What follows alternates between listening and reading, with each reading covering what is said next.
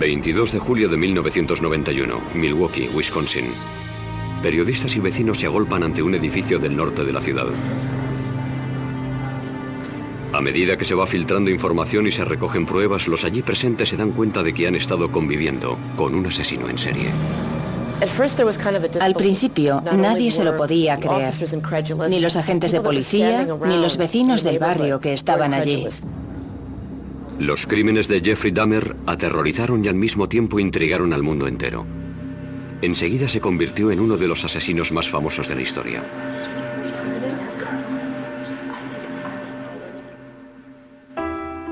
El hijo primogénito de Joyce y Lionel Dahmer nació en Milwaukee, Wisconsin, el 21 de mayo de 1960, poco antes de que se cumpliera su primer aniversario de boda. Lo bautizaron como Jeffrey. El día que nació Jeff fue un día muy feliz. Durante un par de meses todo era nuevo, distinto.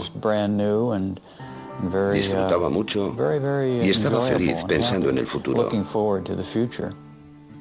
Mientras su padre terminaba los estudios de química, Jeff se convirtió en un niño inteligente y cariñoso. Era un niño muy vital. Le gustaba luchar, correr y hacer gracias delante de la cámara. Le gustaba jugar y estar rodeado de otros niños. Era muy extrovertido. Jeff también era un niño tremendamente curioso. Le gustaba jugar con las cosas, tocarlas y estudiar su textura. Parecía que estaba en sintonía con su entorno. Simplemente quería saberlo todo sobre lo que le rodeaba. Pronto empezaron a fascinarle los animales. Una vez, cuando Jeff tenía 4 años, vio cómo su padre recogía los huesos de varios pequeños animales que habían muerto debajo de la casa. Los saqué y los eché en un cubo de metal para luego tirarlos todos juntos. Y al dar contra el fondo, hacían un ruido frío. Jeff cogió unos pocos y los echó también al cubo. Viéndolo así, parece que fue algo macabro, oscuro y siniestro. Pero he de admitir que no era más que curiosidad infantil. Lionel terminó los estudios tras doctorarse en química. Después la familia se trasladó a Ohio y se mudó 3 veces antes de echar raíces en una finca arbolada de más de 8.000 metros cuadrados en la localidad de Bath, a 1 hora en coche al sur de Cleveland. Entonces Lionel empezó a darse cuenta de que Jeff, que antes era tan sociable, se había convertido en un chico tímido y retraído. Parecía que no estaba a gusto con la gente. No se sentía cómodo. Para evitar que pensara en la mudanza, sus padres le regalaron un perro, Frisky, al que quería con locura. Con los conocidos, con el hijo de los vecinos y con su perro, estaba muy relajado. Pero en aquel entonces nos preocupaba que fuera tan tímido y que tuviera cierto complejo de inferioridad. El matrimonio pensó que su hijo necesitaba sentirse importante en la familia, así que le dejó elegir el nombre de su segundo hijo. Jeff le puso David. Lionel también le animaba a participar en actividades en las que se tuviera que relacionar con otros niños. Lo que intentábamos era aficionar a Jeff a distintas actividades, con la idea de que esa afición lo llevara a relacionarse con otras personas, a que interactuara de forma casi forzada. Los fines de semana, padre e hijo trabajaban en el huerto y criaban ovejas para competir con ellas en las ferias de una agrupación juvenil. Para conmemorar sus días de hortelanos, el joven Jeff le regaló a su padre una tarjeta que había hecho con un poema. En la parte de delante hay una foto mía comiéndome una mazorca de maíz y después Jeff puso una frase. Las cidras y las calabazas jamás se podrán comparar a un padre de pelo rizado tan fenomenal. Dice, poema de Jeff, te quiero muchísimo. Cuando Jeff tenía 10 años ingresaron a su madre porque tenía ansiedad. A partir de entonces el matrimonio de sus padres empezó a desmoronarse. Durante la adolescencia continuó sintiendo la misma fascinación hacia los pequeños animales, pero entonces empezó a interesarle cómo eran por dentro. Conozco una historia de la infancia de Dahmer. Fue a pescar con algunos amiguitos de Bath, Ohio. Todos los niños pescaron algo y cuando Jeffrey vio su pez, lo dejó en el embarcadero y lo abrió en canal. Y se quedó fascinado cuando vio lo que había dentro. Por otro lado, coleccionaba animales que encontraba muertos en la carretera. Cogía una bolsa de basura y se recorría las carreteras de campo de Ohio en busca de cadáveres. Jeff llevaba el animal que había encontrado al patio de su casa y allí, escondido entre los árboles, lo diseccionaba. Ahora estoy convencido de que aquello fue el principio de la espiral que lo llevó a hacer lo que hizo. Empezó en la pubertad, cuando tienes las hormonas a flor de piel.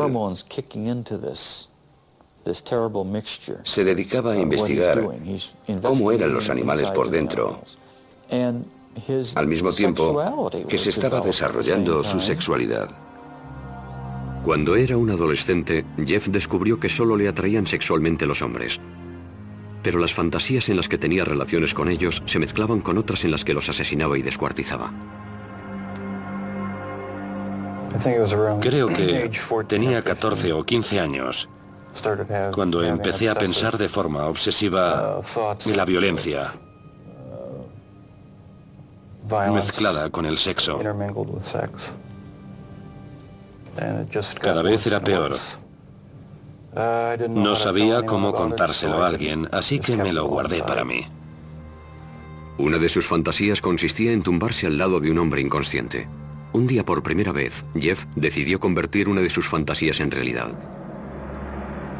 Trazó un plan. Dejaría inconsciente a un vecino que salía a correr dándole con un bate y se tumbaría a su lado.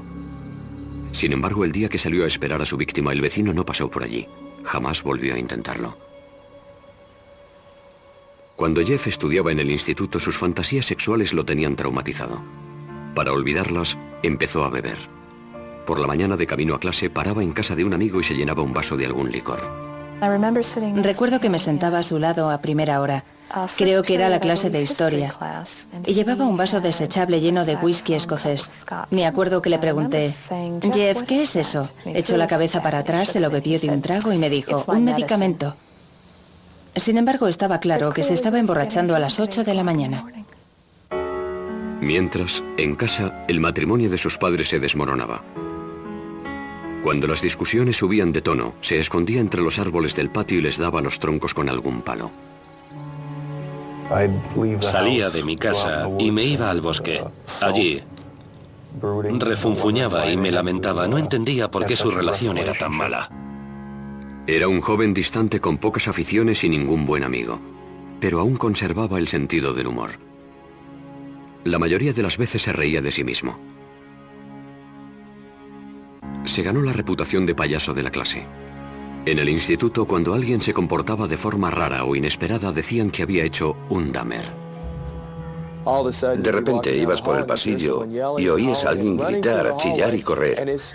Era Jeff Dahmer, que iba corriendo moviendo los brazos y gritando, simulacro de huracán, todos a cubierto. En una ocasión, Jeff les cobró algo de dinero a sus compañeros a cambio de montar un espectáculo en el centro comercial. Una mujer estaba regalando muestras de pipas. Jeff se comió una, luego otra y luego otra. Se comportaba como un chico muy educado, como siempre. Entonces, de repente, las empezó a escupir y a decir a voz en grito, soy alérgico, soy alérgico. Después se fue corriendo. Durante el primer año de instituto, Jeff fue de excursión a Washington, D.C. Jeff dijo, tengo una idea, vamos a ver al vicepresidente. Y todos nos echamos a reír y le contestamos, sí, claro, al vicepresidente. Jeff se fue a una cabina y cuando volvió les dijo que dentro de 2 horas lo recibirían en el despacho del vicepresidente Walter Mondale. Les explicó que éramos estudiantes de un instituto de Ohio y que estábamos haciendo un reportaje para nuestro periódico. Les dijo que íbamos a estar una semana en Washington y que si podíamos hablar con alguien del despacho del vicepresidente. Dahmer tenía mucha labia y consiguió que lo invitaran a él y a sus compañeros al edificio Eisenhower para conocer a Mondale. En clase, Jeff era considerado un estudiante modelo. Era muy educado con los adultos, vestía muy bien y trataba con mucho respeto a los profesores. También hacía los deberes. Sacaba sobresaliente cuando quería y otras veces se saltaba las clases porque no le interesaban. Sabía ser muy educado y tenía muy buenos modales. Respondía, sí señor, no señor, a los profesores. Poco a poco perfeccionó su habilidad para engañar a los que tenían autoridad sobre él, pero con el tiempo a Jeff dejaron de interesarle las notas y el instituto. Nadie sabía qué se le pasaba por la cabeza, porque no se abría a nadie. No tenía buenos amigos. Y a medida que íbamos pasando de curso, iba dejando a un lado la vida social. En ese instituto cercano a Bath, Ohio, Jeffrey se convirtió en un alcohólico y un marginado. Era objeto de burla del resto de los alumnos. Creo que no conectaba con nadie, que no tenía ningún amigo de verdad. Si no tienes ningún amigo, acabas guardándote muchas cosas y desarrollando muchas fantasías. El siguiente paso es pensar que alguna de esas fantasías puede ser real. Y Jeff ya estaba listo para dar ese paso. Justo después de terminar el instituto mató a su primera víctima. El verano de 1978 empezó para Jeffrey Dahmer con la ceremonia de graduación del instituto. A partir de ahí fue de mal en peor. Sus padres, tras años de terribles discusiones, se divorciaron.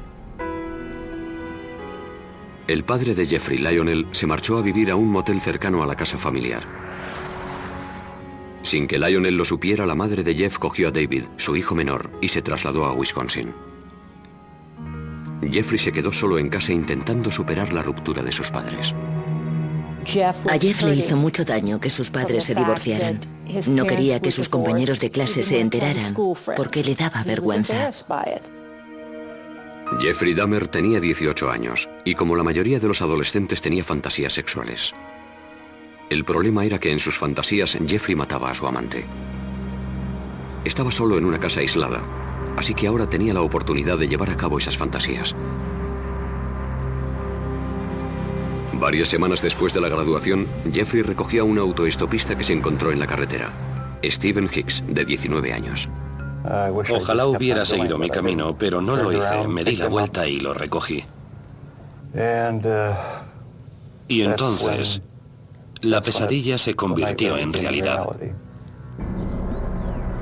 Jeffrey invitó a Hicks a su casa. Bebieron cerveza y pasaron un par de horas juntos. Después, Hicks le dijo que tenía que irse, pero Jeffrey no quería estar solo. No quería que se marchara, así que cogió lo que encontró más a mano, una barra de pesas, le dio en la cabeza y lo mató. Dahmer estranguló a Hicks con la barra. A continuación, con la lucidez suficiente para darse cuenta de que había cometido un asesinato, se puso a ocultar las pruebas. Descuartizó el cuerpo de Hicks con un cuchillo.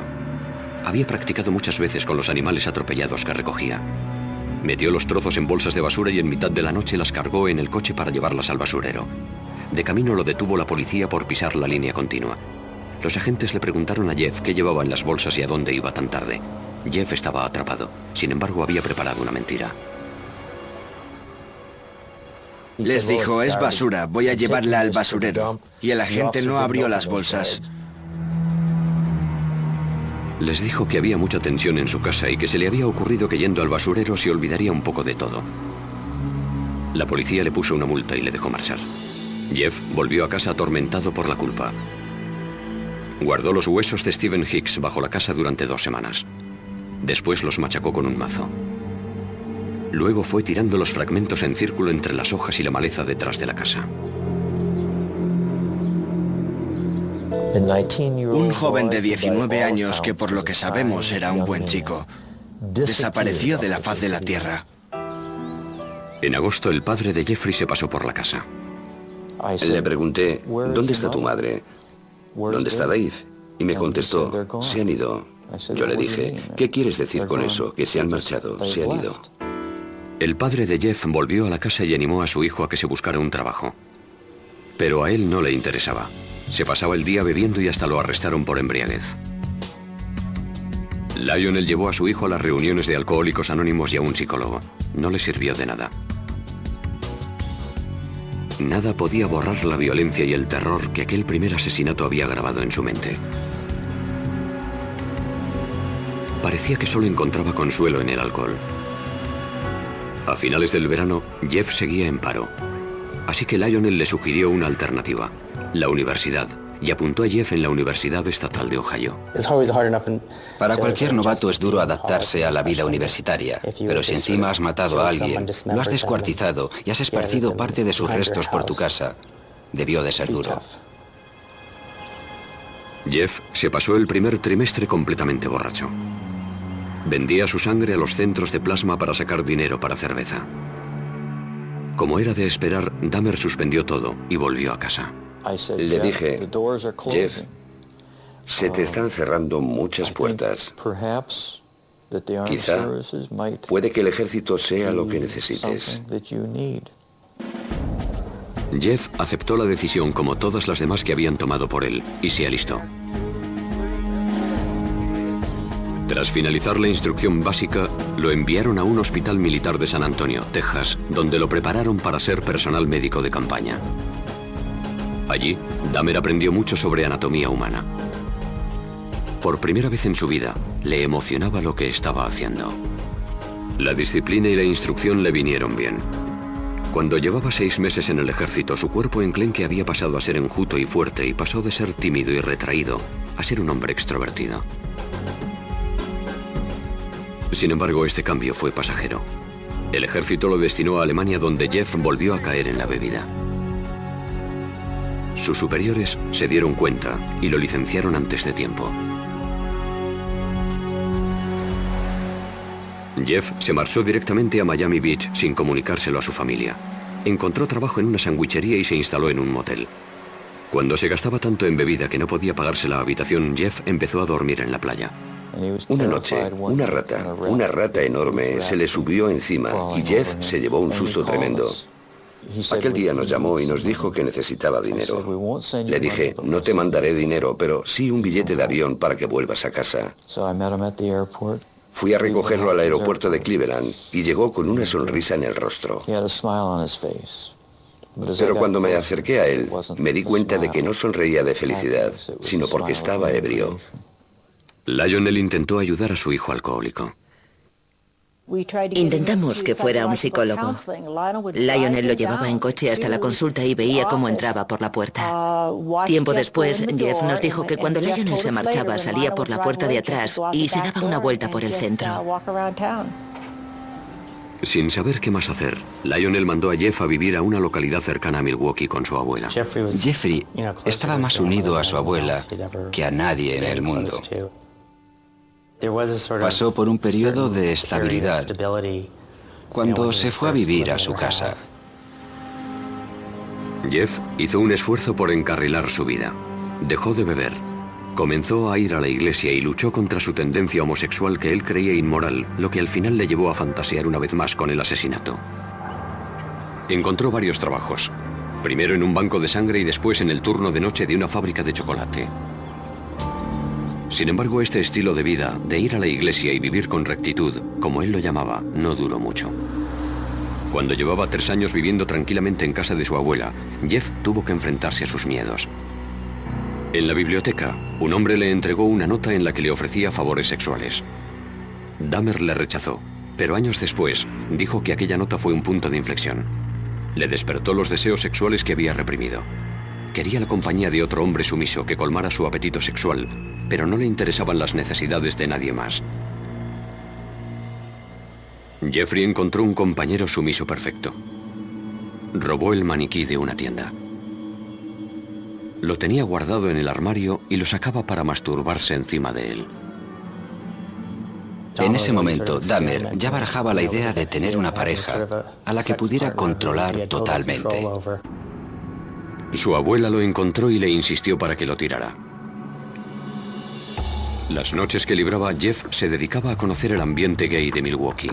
Curioseaba en los sex shops e iba a las saunas.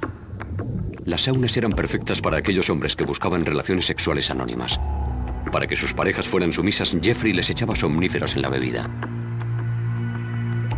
Lo único que le estimulaba y le excitaba de verdad era que su pareja no tuviera voluntad. Cuando se quedaban inconscientes, se tumbaba a su lado y escuchaba los sonidos que emitía su cuerpo. Los latidos del corazón, el estómago. Sin embargo, aquellas experiencias se terminaron de repente cuando un hombre sufrió una sobredosis y estuvo una semana ingresado. Le pidieron a Jeff que no volviera por allí. Pronto descubrió los bares y discotecas de ambiente de Milwaukee que se convirtieron en el coto de caza favorito del asesino.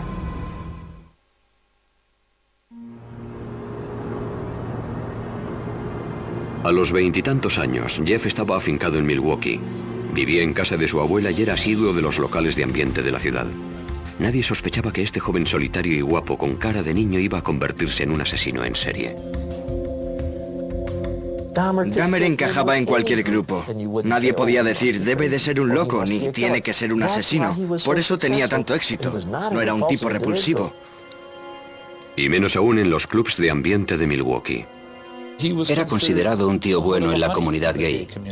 La gente lo encontraba atractivo. Muchas personas nos dijeron que era la clase de chico al que quieres cuidar y mimar. Sin embargo, Dahmer tenía un gusto muy concreto para los hombres. Los elegía por su cuerpo. Le gustaban los hombres altos, musculosos y delgados.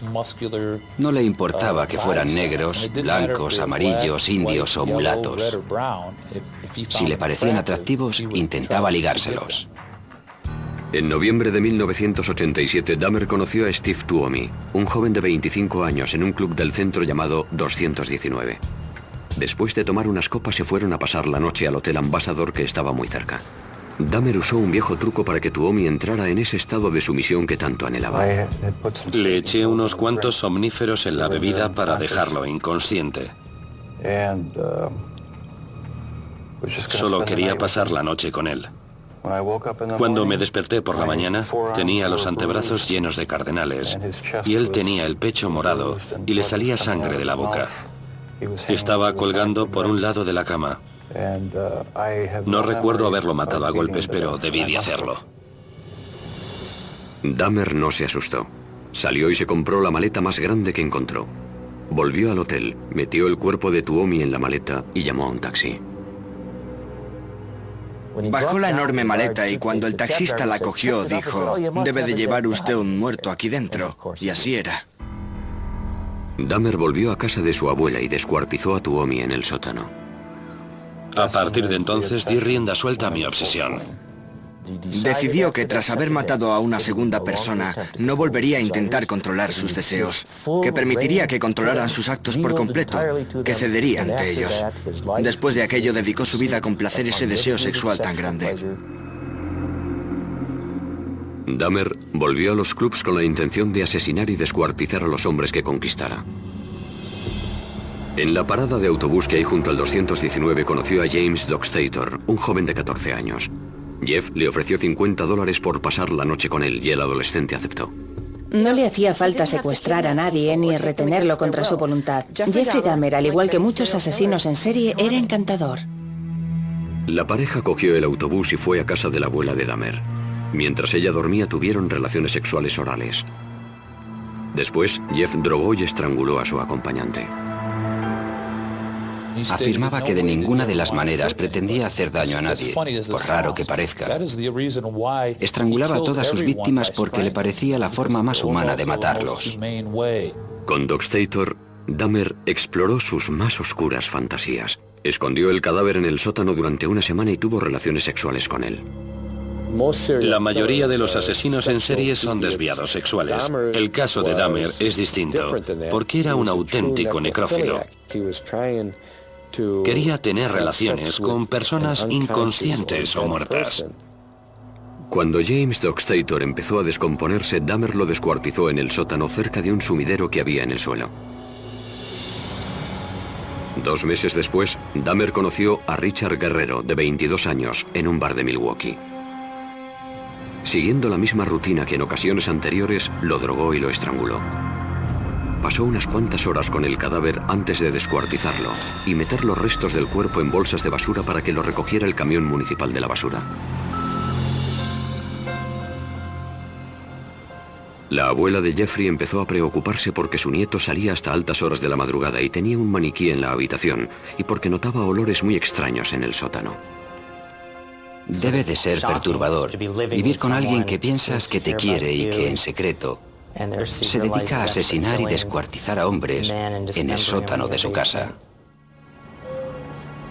En el verano de 1988 le pidió que se buscara otro sitio donde vivir. Jeffrey alquiló un piso en un barrio del oeste de Milwaukee y aceleró su descenso a los infiernos. Un día se acercó a un niño de 13 años y lo convenció para que fuera a su casa. Lo acarició y el niño se asustó y se fue corriendo.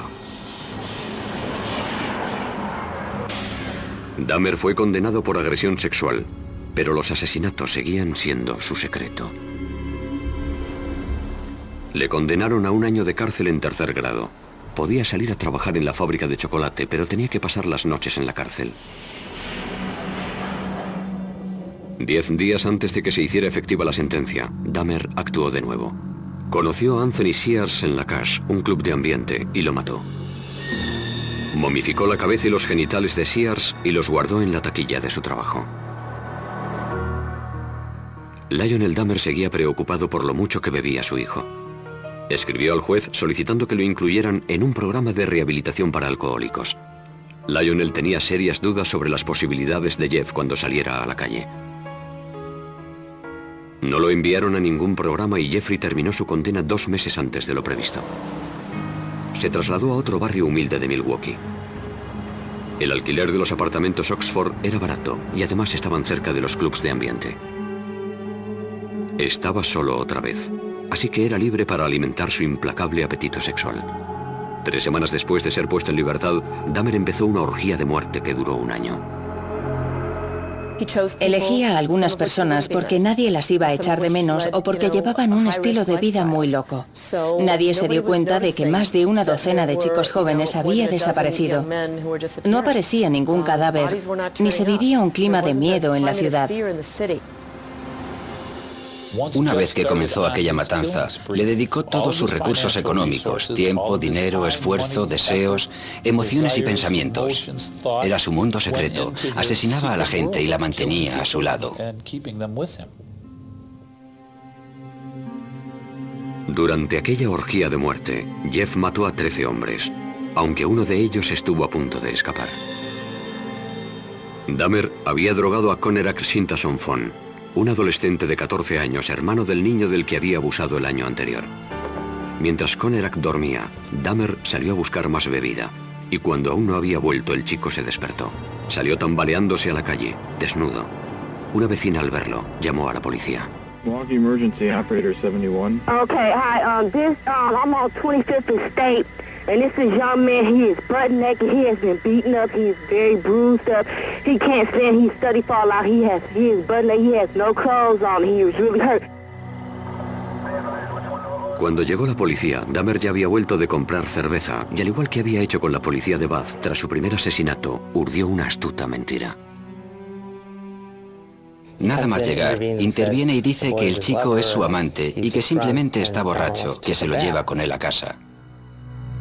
Llevó a los agentes a su casa y les enseñó las Polaroids que le había hecho al adolescente, las cuales, según él, demostraban que tenían una relación. La policía pensó que el joven de 14 años era mayor de edad y lo dejó con Dahmer. En el informe dijeron que había sido una pelea de amantes. En cuanto los agentes se marcharon, Dahmer asesinó al chico. Los cuerpos se iban amontonando en el piso de Dahmer. Se compró un bidón de 215 litros y lo llenó de un potente ácido para disolver en él las extremidades y los torsos.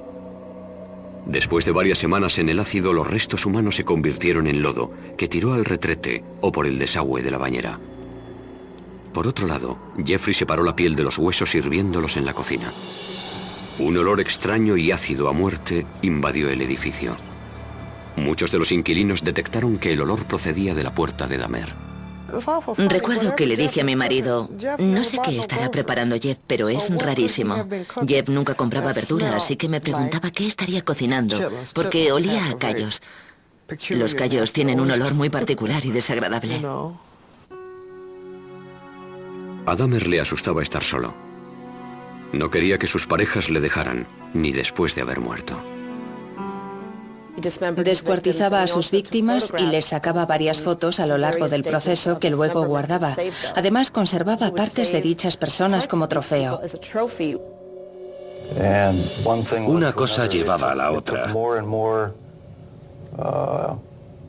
Cada vez tenía que hacer cosas más extrañas para satisfacer mis instintos. Diseñó un santuario con huesos del esqueleto y calaveras, pero aún no había encontrado a su compañero perfecto. Un hombre totalmente sumiso que estuviera vivo y no se descompusiera. A algunas de sus víctimas, cuando aún estaban vivas, les hizo un pequeño agujero en el cráneo con un taladro y les inyectó ácido en el cerebro. Quería que siguieran con él, pero que apenas tuvieran control sobre su cuerpo y que no pudieran hablar. Según Dahmer, ninguno de estos zombies experimentales sobrevivió más de un día. Puede que en un último intento por mantener a esos hombres a su lado, empezara a comérselos. De este modo, sentía que eran una parte permanente de mí. Además, tenía curiosidad por saber cómo sería. Sentía que iban a convertirse en parte de mí. Comérmelos me producía placer sexual. A lo largo de ese año en el que cometió tantos asesinatos despiadados, Dahmer seguía comportándose con aparente normalidad. En este vídeo que se grabó en Acción de Gracias en casa de su abuela, Dahmer habla tranquilamente con su padre. Well, you're looking good. Grandma was saying that she thought that you got quite a bit thinner, but you look fit. I don't know. Well, I've been surviving mostly on McDonald's food. It's just so much easier just to pop into the restaurant. But yeah, like I've said before, it gets too expensive, and it does. I have to start eating at home more. Es increíble que pudiera sentarse allí y actuara como si no hubiera hecho nada, con la chaqueta puesta y hablando con entusiasmo de su trabajo. Muy inteligente. Es impresionante lo que un ser humano puede ocultarle a otro ser humano.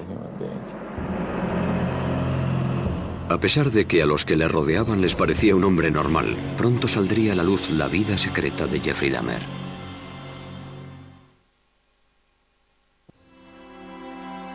En julio de 1991, la ciudad de Milwaukee descubrió entre sus vecinos a un asesino en serie, el joven de 31 años, Jeffrey Dahmer. Un hombre, Tracy Edwards, logró escapar de los horrores del piso de Dahmer y parar a una patrulla que pasaba por allí.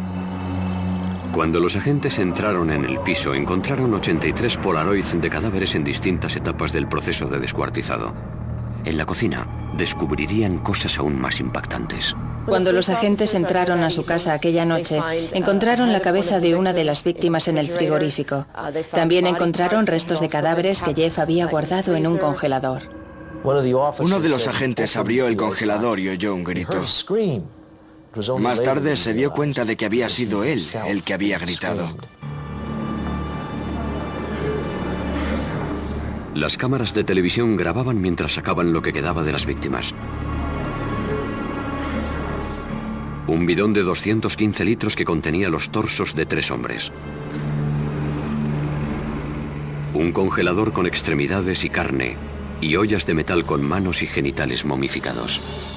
Lo que vimos aquella noche fue horrible. Nadie se podía creer que, en primer lugar, hubiera guardado todo aquello y, en segundo lugar, cómo pudo hacerlo sin que nadie se enterara. ¿Cómo era posible que nadie supiera qué estaba pasando exactamente?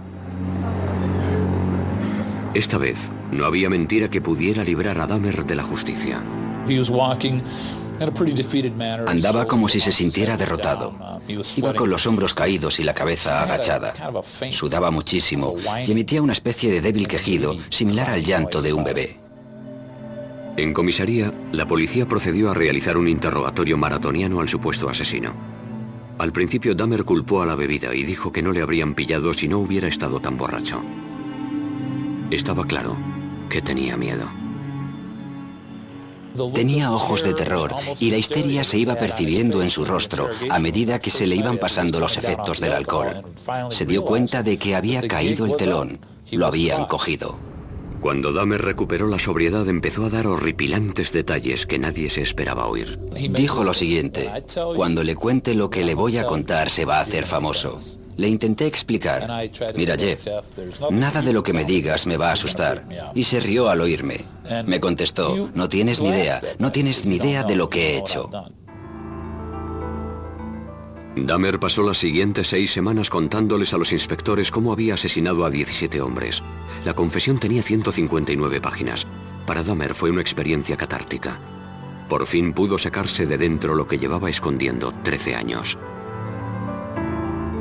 Partiendo de la información de la confesión, los investigadores regresaron a Bath, la ciudad de Ohio donde Dahmer había pasado su infancia. Allí recogieron con un rastrillo los huesos machacados de Stephen Hicks, la primera víctima de Dahmer. El forense del condado de Milwaukee comenzó a unir las cabezas a los cuerpos. Y la policía, la penosa tarea de dar la noticia a las familias. Dahmer se declaró culpable, pero adujo locura. Lo único que tuvo que decidir el jurado fue si estaba cuerdo o no. Era evidente que la defensa iba a alegar locura. ¿Qué iban a alegar si no? ¿Defensa propia? ¿Que no sabían cómo habían llegado los cuerpos hasta su casa?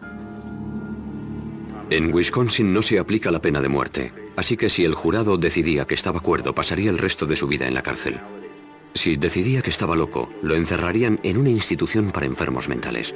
Ni siquiera el propio Dahmer comprendía por qué disfrutaba tanto matando. Jeffrey pensaba que era tan malo que era el propio demonio.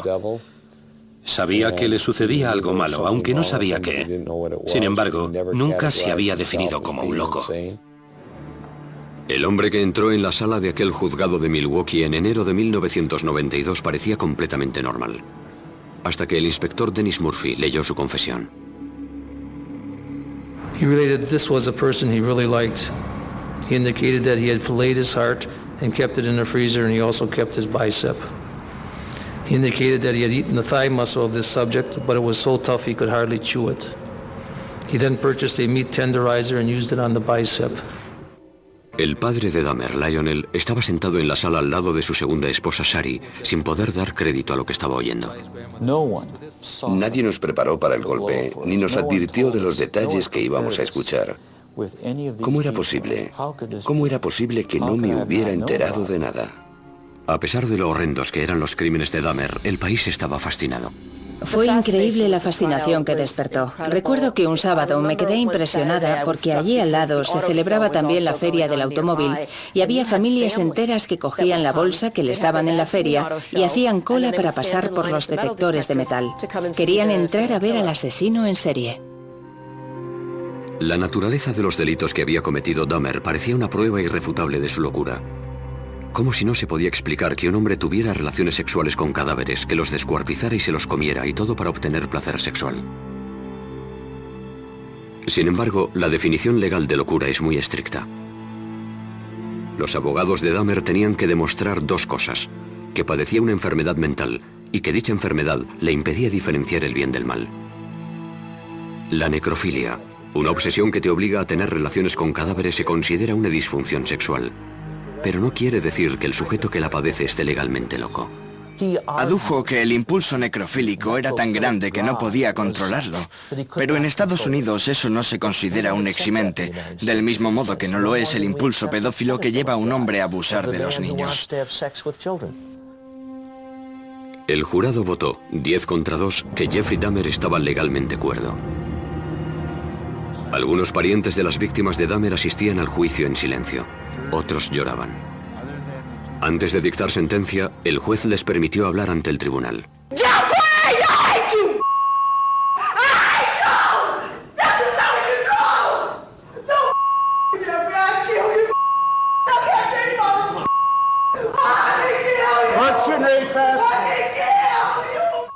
Una vez que se restableció el orden, Dahmer habló en público por primera vez. I feel so bad for what I did to those poor families, and I understand their rightful hate. I have seen their tears, and if I could give my life right now to bring their loved ones back, I would do it. I am so very sorry. Muchos dudaron de que la disculpa de Dahmer fuera sincera. Se preguntaban si un hombre que había matado con tanta frialdad tenía conciencia o era capaz de sentir remordimientos. El juez condenó a Dahmer a 937 años de cárcel. Pero el suplicio solo duró unos pocos años.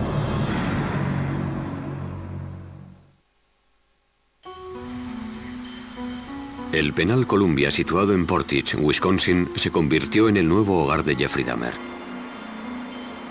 Su piso de los apartamentos Oxford seguía vacío como doloroso recuerdo de los que habían perdido allí la vida. En noviembre de 1992 los demolieron. Dahmer tenía 32 años y dedicaba sus días de recluso a meditar en la celda. Intentaba superar los remordimientos que le producía tener instintos asesinos y buscaba el perdón divino. De niño iba a la iglesia, y también de adulto, junto a su abuela, pero durante la orgía de muerte se olvidó de la religión. Dahmer achacó su naturaleza de asesino a sus creencias ateas. y a la teoría de la evolución. Dijo, si todo es obra de la naturaleza, ¿para qué sirve Dios? ¿Puedo establecer mis propias reglas? ¿Quién es mi Señor? Yo soy mi propio dueño. Sin embargo, Jeffrey vivía en una contradicción porque siempre creyó que la culpa de todo era del diablo, que se había apoderado de su alma. El asesino en serie se planteó entonces qué le pasaría cuando muriera y decidió que quería ser bautizado. En abril de 1994, el sacerdote de la prisión llamó a Roy Radcliffe, ministro evangelista, para que hablara con el recluso. Era una persona muy simpática. Yo siempre tuve la impresión de que estaba hablando con un niño pequeño que tenía el cuerpo de un adulto. Se interesaba y se emocionaba mucho con las típicas cosas que le gustan a los niños. Un mes después, en el centro médico de la prisión, Dahmer fue bautizado en una bañera de hidromasaje. Por el camino pasó al lado de otros reclusos que iban con fregonas, escobas y otros artículos de limpieza. Levantaron la vista y al único que reconocieron fue a Jeff, así que le dijeron como si fueran grandes amigos: «Hola, JD, ¿cómo te va?». Y él contestó: «Me van a bautizar, estoy muy contento». Parecía que Dahmer se estaba transformando en la cárcel. Me preguntaba cosas, me decía, oye, ¿qué tal esto? ¿Qué tal lo otro? Se interesaba y se preocupaba por nosotros. Intentaba ser normal. Se estaba rehumanizando. Sin embargo, Dahmer seguía teniendo oscuras y obsesivas fantasías. En la cárcel admitió que ese instinto seguía dentro de él. Aún sentía el impulso de matar, aún deseaba matar, incluso dentro de la prisión. Seguramente tendré que convivir con él el resto de mi vida. Ojalá se me pasara. Ojalá hubiera una manera de librarme para siempre de estos pensamientos y estas sensaciones.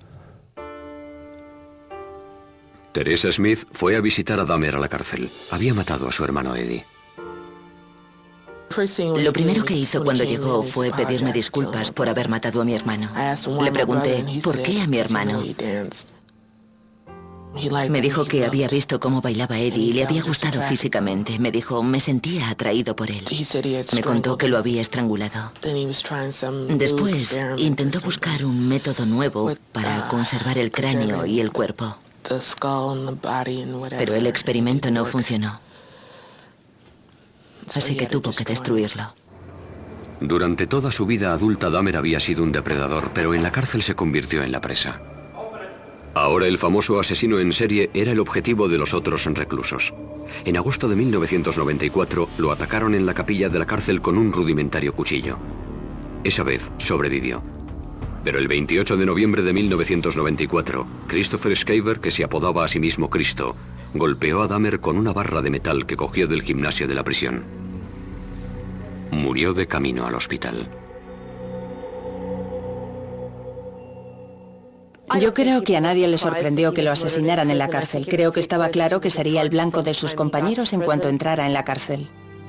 Una de sus últimas voluntades era que lo incineraran y que entregaran la mitad de sus cenizas a su padre y la otra mitad a su madre. En su testamento escribió: no quiero una placa, ni quiero una tumba, ni un funeral. No quiero nada. Decía, quiero desaparecer. En 1996, el ayuntamiento de Milwaukee recaudó casi $500,000 para comprar la siniestra colección de fotografías y herramientas de Dahmer. Temían que aquellos artículos se usaran para crear un museo sobre el asesino, así que lo quemaron todo. A pesar de que apenas quedan pruebas físicas de lo que hizo, la vida y los crímenes de Jeffrey Dahmer se han convertido en leyenda. De alguna forma, Dahmer ha pasado a formar parte de la cultura popular. Se le compara con nombres como Jack el Destripador. Creo que la gente siempre lo tendrá en mente. Siempre lo tendrá, por así decirlo, en el panteón de los asesinos más terroríficos. En 2002, el director David Jacobson estrenó Dahmer, el carnicero de Milwaukee, una película basada en la vida de Jeffrey. Jacobson pretendía mostrar al espectador el lado más normal del asesino.